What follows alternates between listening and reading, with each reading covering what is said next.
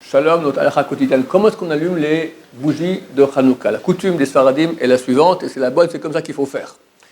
On va imaginer, tiens, prête-moi le livre s'il te plaît, passe-moi le livre ici. On va imaginer, voilà, que le livre, c'est la Hanoukia. D'accord? Il y a ici les 8 bougies.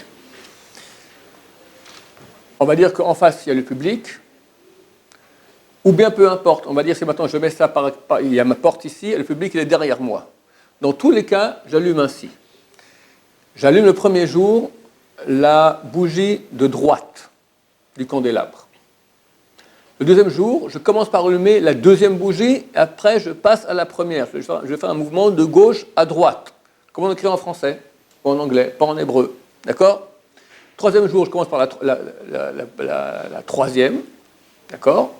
Et après, je passe à celle qui est plus à droite. Encore, je reviens à celle que j'ai allumée le premier jour, qui est tout à droite du candélabre. Et le 8e jour, je commence par celle qui est tout à gauche de mon candélabre, et j'allume tout de gauche à droite jusqu'au dernier. Dès que j'ai allumé, donc d'abord le premier jour, on fait 3 brachot.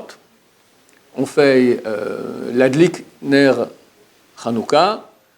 Deuxième bracha, shasanissim navotanu bayamim hem bazman hazeh. Troisième bracha qu'on fait que le premier jour, shechiyanu.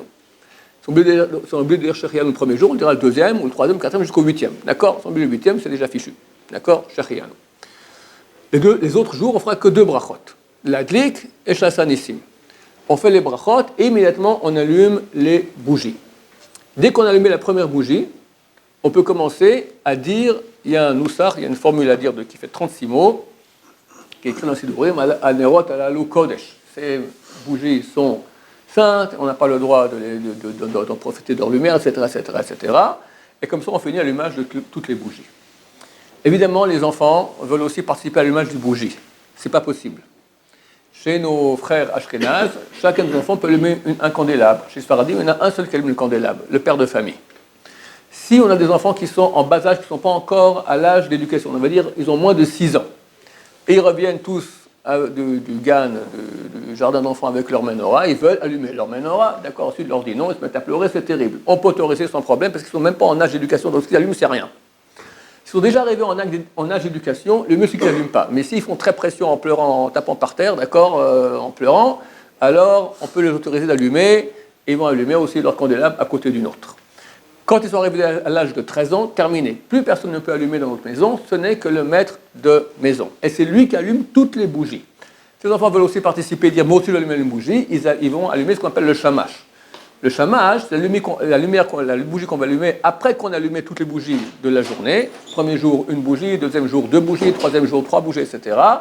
On allume encore une bougie qui est ici pour le but suivant. D'un qu'on appelle shamash, qu'en quelque sorte les gens croient que ça sert à allumer les bougies, c'est faux. On allume normalement avec des allumettes ou avec une bougie, d'accord? Le shamash, il sert à ce qu'on ne profite pas de la bougie, de la lumière des bougies de Hanouka. La lumière des bougies de Hanouka est extrêmement sainte. La lumière de Shabbat, c'est fait pour qu'on en profite. Qu'on mange la lumière des bougies de Shabbat, qu'on n'a pas le droit de lire, d'accord, à côté des bougies de Shabbat, de peur qu'on va les bouger pour mieux lire. Mais elles sont allumées pour qu'on en profite, des choses qui sont précises, qui ont besoin d'une lecture, d'une minutieuse, d'accord? Alors là, on ne peut pas utiliser les bougies de Shabbat à cette fin. Mais pour profiter de leur lumière, c'est absolument conseillé, c'est pour ça qu'on les allume. Tout le contraire, les bougies de Hanouka. Les bougies de Hanouka, on n'a pas le droit de profiter de leur lumière. C'est-à-dire que tu rentres maintenant dans la chambre, il faut allumer la lumière, il ne faut pas compter des billets, lire à côté des bougies de Hanouka, c'est interdit. De peur que quelqu'un par erreur va quand même un peu en profiter, alors on met une bougie qui sera un peu plus haute que les autres, qui fera qu'en fait, non, on va dire qu'on profite de la lumière de cette bougie qu'on a allumée en plus. Elle n'a pas d'autre rôle si ce n'est pour cela.